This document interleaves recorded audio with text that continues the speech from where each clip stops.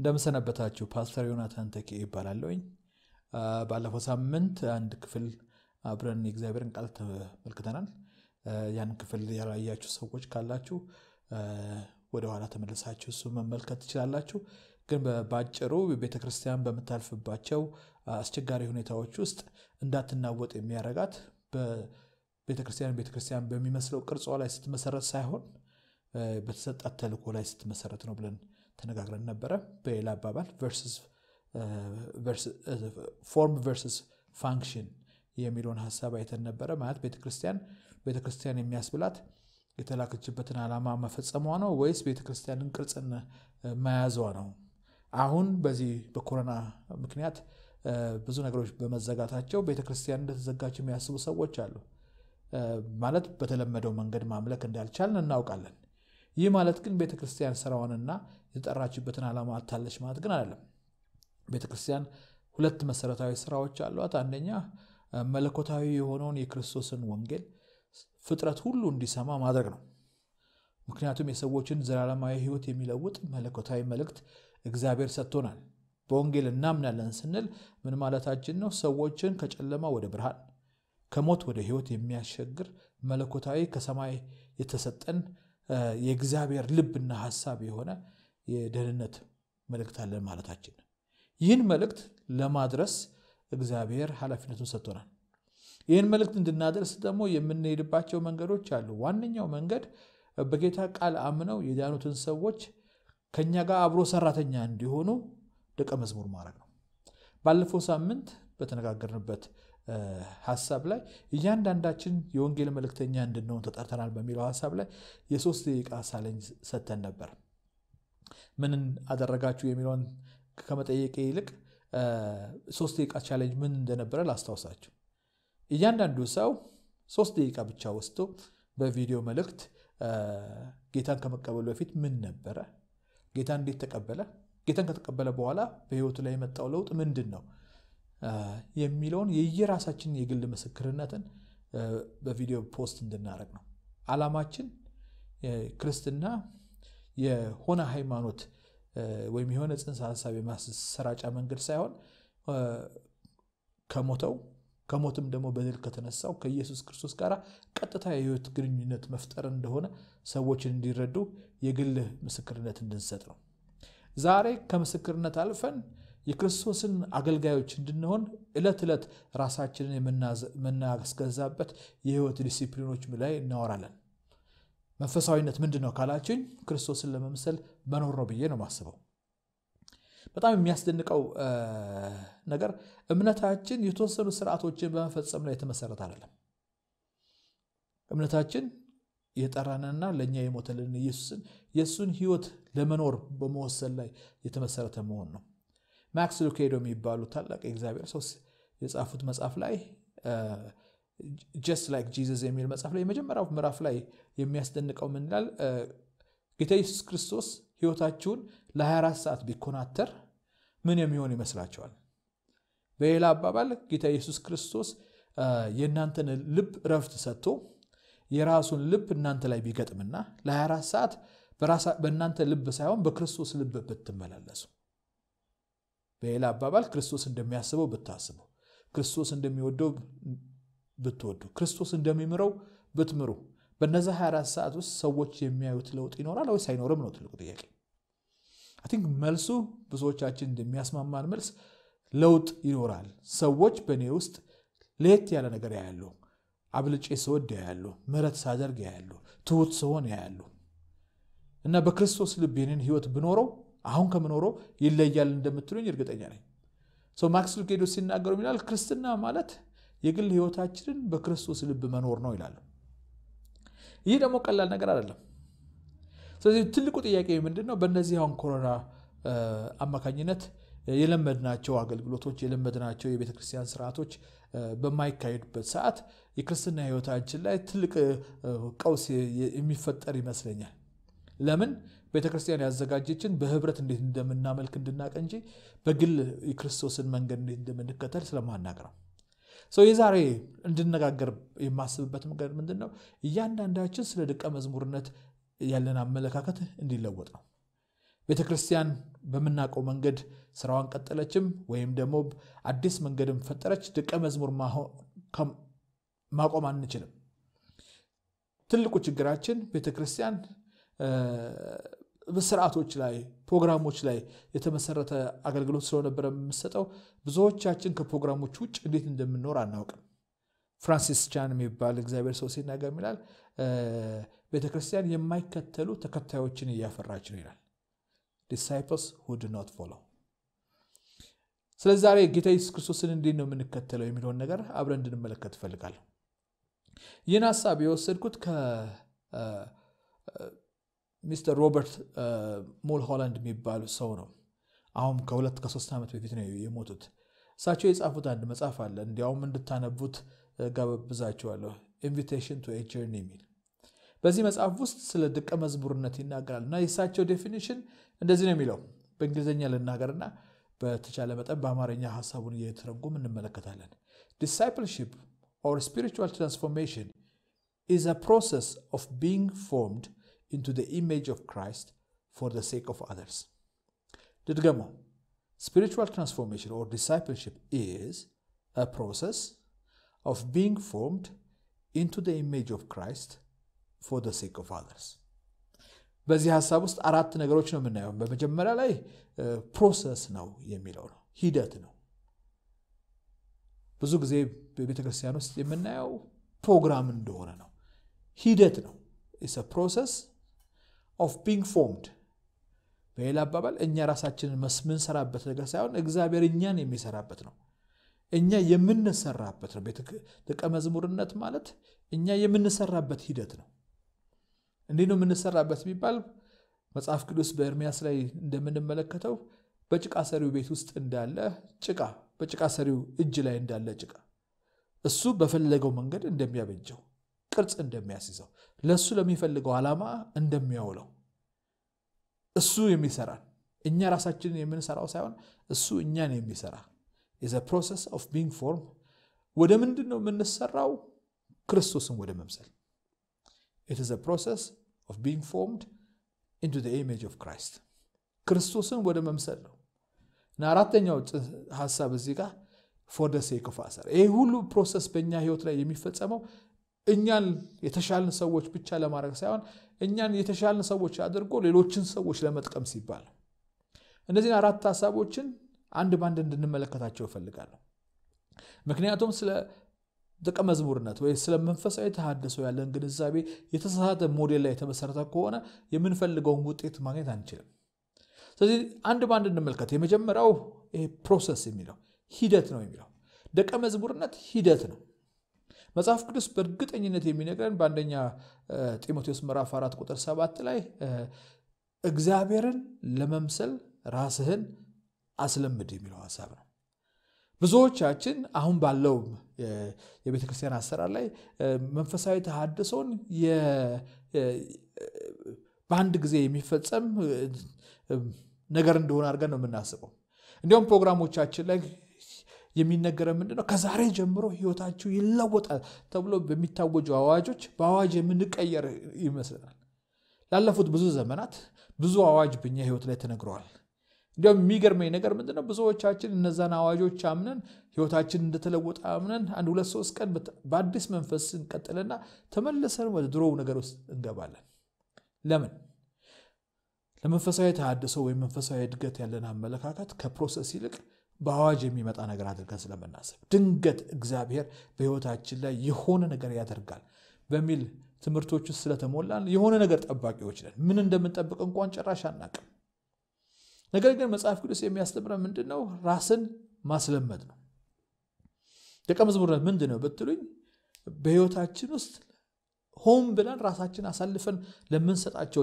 መንፈሳዊ ልማዶች ራሳችንን ማስገዛት ነው ኢየሱስ ክርስቶስን ለመምሰል ከፈለጋችሁ ኢየሱስ ክርስቶስ የነበሩትን ልማዶች በህይወታችሁ ውስጥ ሊኖሩ የግድ ናቸው ለምሳሌ አትሌት ለመሆን ብትፈልጉ ሯጭ ለመሆን ብትፈልጉ የምታደርጉት ምንድነው አንድ ሯጭ የሚከተላቸው ዲሲፕሊኖችን በሙሉ ለነዛ ዲሲፕሊኖች ራሳችሁን ታስገዛላችሁ አንድ ጊዜ የሻለቃ ኃይለ ገብረስላሴ አንድ ፕሮግራም ላይ ተጋብዞ ሲናገር የሰማሁትን ላካፍላችሁ።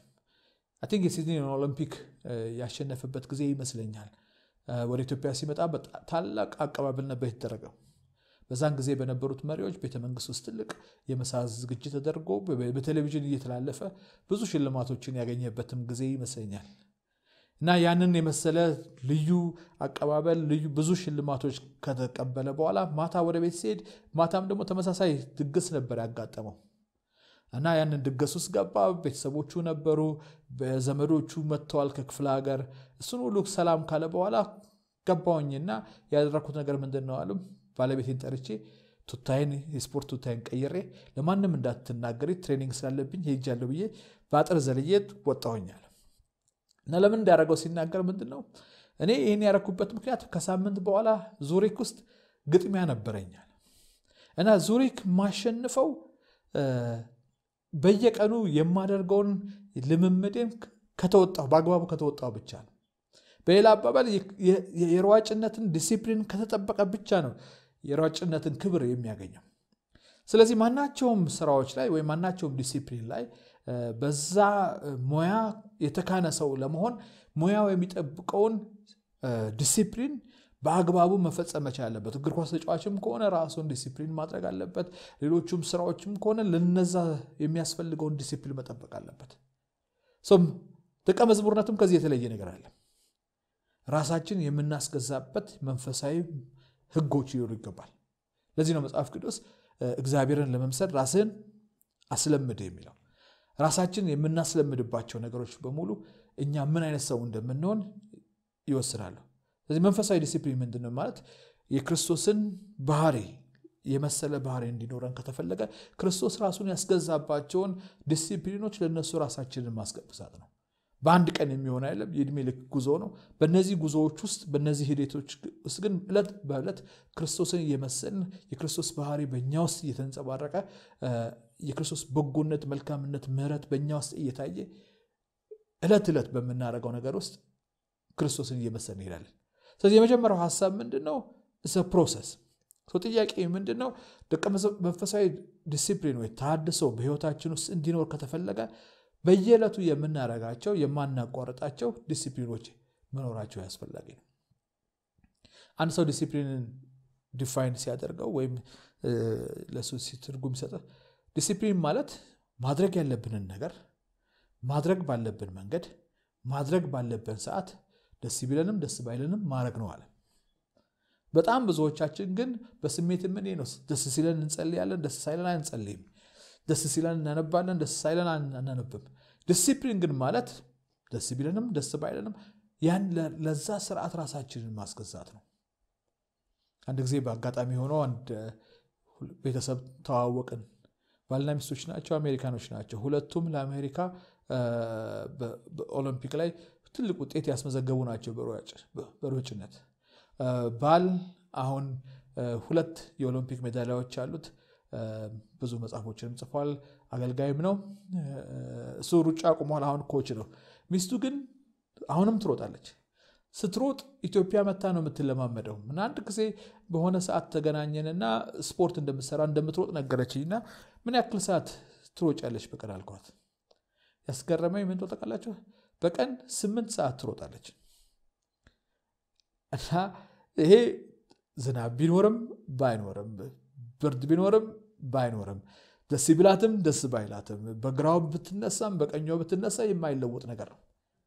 ኦሎምፒክ ላይ የወርቅ ሜዳሊያ ስትቀበል ያ ሁሉ ስቴዲየም ሲያጨበጭብ የሚያጨበጭበው በዛን ቀን በሰራችው ስራ ብቻ አይመስለኝም።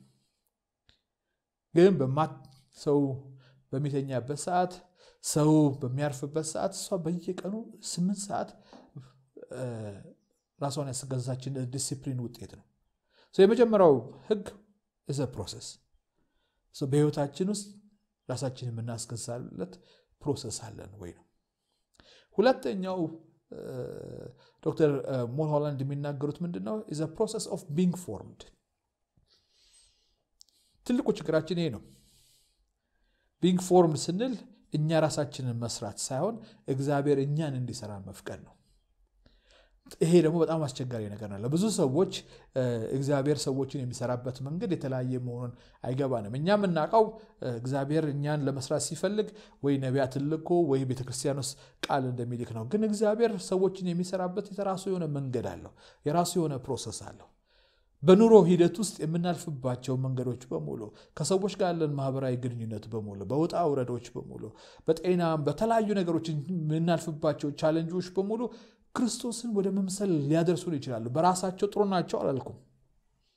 እግዚአብሔር ሰዎችን ለመቅረጽ በተለያየ መንገድ ውስጥ ያሳልፋል። የሚገርመው እግዚአብሔር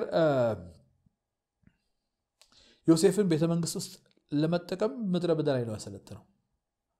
የሚገርማችሁ ሙሴን ምድረ በዳ ላይ ለመጠቀም ቤተመንግስት ውስጥ ነው ያሰለጠነው። እግዚአብሔር በምን መንገድ እንደሚያሳልፈን አታውቁም። ግን እግዚአብሔር በሚያሳልፍበት መንገድ ውስጥ ዓላማው ምንድነው? እኛን ወደሚፈልገው ማንነት መለወጥ ነው። የያዕቆብን ታሪክ ሳነብ ሁሉ ጊዜ የሚያስደንቀኝ እሱ ነው። ያዕቆብ የሚገርም ሰው ነው ማለት ስሙ ራሱ አታላይ ነው። እና በጣም የሚገርማችሁ የሱን በረከት በሙሉ በአቋራጭ መንገድ በመሄድ ማግኘት የሚፈልግ ሰው ነው። እግዚአብሔር ደግሞ ለያዕቆብ ተስፋ ቃል ቢኖረውም እንኳን ሁሉ ጊዜ ግን በአቋራጭ መሄድን አይደግፍም። ስለዚህ ያዕቆብ መማር ካለበት እግዚአብሔር የሚያስተምርበት የራሱ የሆነ መንገድ አለው። ያዕቆብ ለስኮላርሺፕ የሄደበትን ቦታ ብታዩ ላባም ወደሚባል ከሱ የበለጠ አጭበርባሪ ሰው ጋር ነው። እሱ በቃ በጣም ብልህ ነኝ በጣም በራሱ ጥበብ የሚመካ ሰው ነበር። የሚገርማችሁ ግን ላባ ግን ከሱ እጥፍ የሆነ አጎቱ ማለት ነው እልም ያለ አጭበርባሪ ሰው ነበር። ራሱ ያዕቆብ ሲናገር ይላል ከ10 ጊዜ በላይ ደሞዜን ቀያየርክብኝ ይላል። በሌላ አባባል ምንድነው? እግዚአብሔር ሜይቢ እኛ የሆነውን ነገር ለማስጣል ከኛ በከፉ ሰዎች መካከል ሊያሳልፈን ይችላል። ለምን እግዚአብሔር ከእንደዛ አይነት ሰው ጋር እንድትኖሩ እንዳረጋችሁ የኔ መልስ የለኝም። ግን ድንገት እግዚአብሔር እናንተን የመቅረጽ ሐሳብ ፈልጎ ቢሆንስ? ስለትልቁ ዓላማ ምንድነው? ህይወት የምታዘጋጅልን ብዙ ነገሮች በሙሉ እኛን እግዚአብሔር ወደሚፈልገው ማንነት ሊቀርጽ እግዚአብሔር የሚጠቀምባቸው መንገድ ነው። ራሳችንን በራሳችን መለወጥ አንችልም። እግዚአብሔር ግን እኛን መለወጥ ይችላል። ስለዚህ ሁለተኛው ሐሳብ ምንድነው? መጀመሪያው ሐሳብ ሂደት ነው፣ ደቀ መዝሙርነት። ሁለተኛ የመለወጥ ሂደት ነው፣ እግዚአብሔር እኛን የሚለውጥበት ሂደት ነው። ሶስተኛው ሐሳብ ወደ ምንድን ነው የምንለወጠው የሚለው ነገር ነው። ብዙዎቻችን መንፈሳዊ እድገትን ስንመለከት ከሰዎች ጋር ነው የምናያይዘው። በአእምሮአችን ያስቀመጥናቸው ታዋቂ አገልጋዮች አሉ፣ ታዋቂ ዘማሪዎች አሉ። እንትናን ለመሆን ነው የምናስበው። መጽሐፍ ቅዱስ ግን ለሁላችን እግዚአብሔር ያዘጋጀው አንድ ሞዴል አለ። እሱም ልጁ ኢየሱስን ነው። እያንዳንዳችን እግዚአብሔር በተለያዩ መንገዶች የሚቀርጸው መጨረሻ ላይ ኢየሱስ ክርስቶስን እንድንመስል ነው። ኢየሱስ ክርስቶስን መምሰል ማለት ምን ማለት ነው?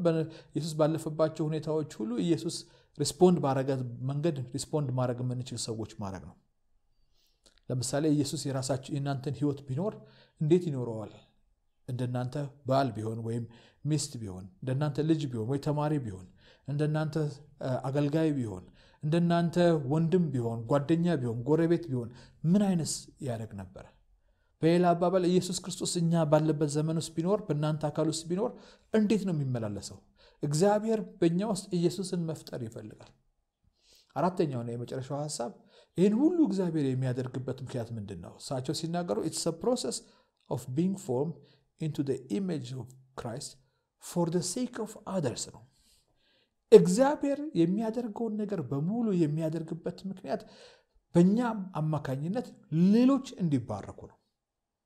የሚገርማችሁ እግዚአብሔር አዳምን ምንድን ነው ያለው? ካንተ የተነሳ ምድር የተረገመች ትሆናለች። ከአንድ ሰው የተነሳ ምድር ሁሉ የተረገመች እንደሆነች የኛ የምናደርገው ድርጊት ወይ ብዙዎችን የእግዚአብሔርን መንግስት እንዲወርሱ እድል ይፈጥራል፣ ወይ ደግሞ ብዙዎቹ መሰናከያ ሊሆን ይችላል። ለራሳችን ብቻ መኖር አንችልም። ለአብርሃም ሲናገር ደግሞ ካንተ የተነሳ የምድር አሕዛብ በሙሉ ይባረካሉ። ትልቁ ጥያቄ ከኛ የተነሳ ሰዎች ይባረካሉ ወይስ ከኛ የተነሳ ሰዎች ይረገማሉ የሚለው ነገር ነው። እግዚአብሔር እኛም በሚሰራን ሰዓት በእኛ አልፎ ብዙዎችን ለመለወጥ ስለሚፈልግ ነው። እግዚአብሔር ማናቸውንም ነገር ሲፈጥር ለዓላማ ነው። የሚገርማችሁ ማናቸው አሁን ብዙዎቻችሁ የባስ ውስጥ ያላችሁ ሰዎች ተማሪዎች ናችሁ። ስትመረቁ አንዳንዶቻችሁ ጠበቆች ትሆናላችሁ፣ ሐኪሞች ትሆናላችሁ፣ አካውንታንቶች ትሆናላችሁ፣ ማኔጀሮች ትሆናላችሁ። የሚገርመው ግን የምትማሯቸው ትምህርቶች የሚያደርጓቸው ማንነት የሚፈጥሩት ማንነት ለራሳቸው አይደለም። በሌላ አባባል ራሳችሁ ለማከም ብላችሁ ሐኪም የሆናችሁ ሰዎች የላችሁ። ሐኪም ስትሆኑ መጨረሻ ላይ ሌሎቹን ለማከም ሲባል ነው። ስለዚህ ማናችንም የምንማረው ነገር የምንሆነው ነገር ለምሳሌ ጠበቃም ሆነ ሐኪም ሆነ የሆንበት ዋናው ምክንያት ሌሎችን ለማገልገል ነው። ለራሳችን ስንል የሆነው ነገር የለም። ክርስትናም ከዚህ አይለይም። እግዚአብሔር በሕይወታችን ውስጥ የሚሰራቸው ማናቸውም ስራዎች የሚለውጠን ለውጦች ሁሉ መንፈሳዊነታችን የሚያሳድገው በአካባቢያችን ያሉ ሰዎች በእኛ ሕይወት እንዲነኩ ወደ ክርስቶስ እንዲቀርቡ ለማድረግ ነው። ስለዚህ ደቀ መዝሙርነት ወይ መንፈሳዊ ተሐድሶ አካባቢያችን ያሉትን ሰዎች መንካት ማይችል ከሆነ ለውጡ በራሳችን ብቻ የሚቀር ነው ብለን ማሰብ የለብንም።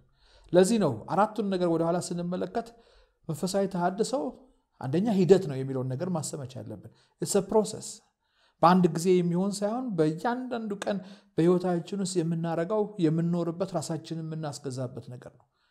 የምን ፕሮሰስ ነው የሚባለው? እግዚአብሔር እኛን በስራ ውስጥ እንዲለውጠን ማድረግ ነው። እግዚአብሔር እኛን በትዕግስት ውስጥ እንዲቀርጸን ማለት ነው። በጣም የሚገርመው አንድ ሰው ለፓስተሩ ሄደው እኔ በቃ ትዕግስተኛ መሆን ስለመፈለግ እባክህ ጸልይልኝ ያለውና ፓስተሩ መሽ ያለው እግዚአብሔር ሆይ ይሄ ወንድማችን ትዕግስተኛ እንዲሆን በጣም ከፍተኛ በሆነ መከራ ውስጥ እንድታሳልፈው ጸልያለሁ። በብዙ የሚያስጨንቅና የሚያስፈራ ነገሮች ውስጥ እንድታስገባ። ልጁ ደነገጠና አቁም አለው። ምን እየሰራ ነው አለው። ኦኬ ግድ የለም ትዕግስተኛ እንድትሆን እየጸለይኩልን አለው። ምክንያቱም ትዕግስት የሚባለው ጽንሰ ሐሳብ ራሱ ትዕግስት አስጨራሽ በሆኑ ሁኔታዎች ውስጥ ስናልፍ አለመበገር ማለት ነው። ትዕግስት የምትፈልጉት ትዕግስት የማያስጨርሱ ሁኔታዎች ውስጥ አይደለም። መጽሐፍ ቅዱስ ላይ የሚነግረን ስለ ደስታ የሚናገረው አስደሳች ሁኔታ ውስጥ ሲኖሩ ብቻ አይደለም። አስጨናቂ ባሉት ጊዜዎች ውስጥ በጌታ ደስታ ደስ እንዲለን እግዚአብሔር ሐሳብ ስለሆነ ነው። ስለዚህ እነዚህ እግዚአብሔር በእኛ ውስጥ ሊቀርጻቸው የሚፈልጋቸው ማናቸውም ስራዎች ስራውን ሰርቶ እንዲጨርስ እግዚአብሔር ራሱ እኛን የሚቀርጸን እንጂ እኛ ራሳችንን የምንሰራበት ሂደት አይደለም። ስለዚህ ትልቁ ስራችን ምንድነው ብትሉ ራሳችንን ለእግዚአብሔር ማስገዛት ነው። በነገሮች ሁሉ ለእግዚአብሔር ሐሳብ እሺ ማለትን መማር ነው። ኦቢዲየንስ ጌታ ኢየሱስ ክርስቶስ ሲናገር ምንድነው? ያዘዝኳችሁን ሁሉ እንዲጠብቁ ወይም እንዲታዘዙ እያስተማራችኋቸው ደቀ መዛሙርት ያድርጓቸው። ስለዚህ የምንማረው ምንድነው? ለክርስቶስ ትምህርት እሺ ማለት እንድንችል ማለት ነው። ሶስተኛው ሐሳብ የምንለወጠው ዕለት ዕለት የምንለወጠው ክርስቶስን ወደ መምሰል ነው። ስለዚህ መንፈሳዊ ሕይወታችንን በመናገር ችሎታችን በእውቀታችን በተለያየ የምንለካው የክርስቶስን ባህሪ በእኛ ሕይወት ውስጥ በመኖሩ ነው የምንለካው። የመጨረሻው ነገር ምንድነው? ተለወጥን ስንል በአካባቢያችን ላሉ ሰዎች ለእግዚአብሔር ቤተክርስቲያን ለማያምኑ ሰዎች የክርስቶስን ክብር መግለጥ ከቻልን ብቻ ነው። ስለዚህ በእነዚህ አሁን በተዘጋንባቸው ሳምንታት ውስጥ አዲስ የደቀ መዝሙርነት ሂደት እንድጀምር ጠይቃቸዋለሁ። የኔ ቻሌንጅ ምንድነው ብትሉኝ ክርስቶስን መምሰል የምንችልበትን ህይወት ክርስቶስ በእናንተ ትዳር ውስጥ ቢኖር፣ ክርስቶስ በእናንተ ህይወት ውስጥ ቢኖር፣ ክርስቶስ በግራና በቀኝ እንደናንተ ጎረቤቶች ቢኖሩት፣ ክርስቶስ የሚሰሩባቸው አብረው የሚሰሩት ቤተሰቦች ቢኖሩ ምን ያደርግ ይችላል? በተለይ አሁን ክርስቲያን መሆን የሚጠይቅብን ዘመን ውስጥ ነው። በጣም ብዙ ሰዎች ስራቸውን ያጣሉ። በጣም ብዙ ሰዎች የዕለት ገቢያቸውን ያጣሉ። በጣም ብዙ ሰዎች በአስጨናቂ በሆነ ሁኔታ ውስጥ ያልፋሉ። ያኔ ክርስቶስን መምሰል የሚባለው እጆቻችንን ስንዘረጋ ብቻ ነው። በእነዚህ አስጨናቂ ህይወት ውስጥ ሁሉ ጠፋን በሚልበት ላይ እምነታችንን በክርስቶስ ላይ አድርገን መጽናታችን ነው። አይ ቲንክ እግዚአብሔር የበለጠ ደቀ መዝሙር እንድንሆን ጠርቶናል። እነዚህ ነገሮች ካደረግን እግዚአብሔርን በነገር ሁሉ ማክበር እንችላለን። በሚቀጥሉት ሳምንታት ውስጥ ክርስቶስን የመሰላችሁበትን ነገር እንድታስቡ ፈልጋለሁ። በመስጠት ሰዎችን በማገልገል ለሰዎች በመጸለይ ሌሎችን በመርዳት ለኔ ምን አገኛለሁ የሚለውን ሐሳብ በመተው ሌሎች ጥቅም በመኖር የእግዚአብሔር መንግስት እናስፋ። እግዚአብሔር አብዝቶ ይባርካችሁ።